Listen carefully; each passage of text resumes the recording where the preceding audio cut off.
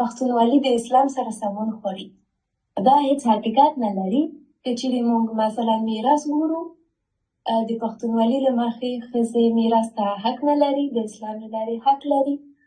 او ډېر لکه مثالونه نور شته دي.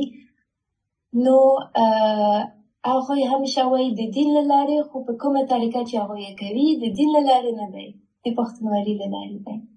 نو اول که چیرې ما به یوه مشوره درلودله، زه فکر کوم چې افغانان باید ډېر څارنې وکړي دین او پښتونولي ترمنځ، ځکه چې کوم شیان چې هغوی کوي د دین په نوم باندې، که چیرې په نورو هېوادونو کې دي چې هم مسلمانان وي، دا شیان نشته.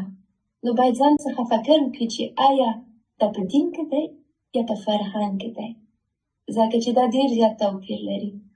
نو دا ډېر پکار دی.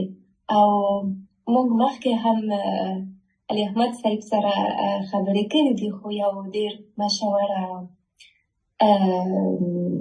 اصطلاح دی چې ویل کېږي چې پښتون نیم قرآن شریف مني. نو په دې باندې هم باید فکر وشي چې دا څه معنی لري او ولې دا خبره کېږي.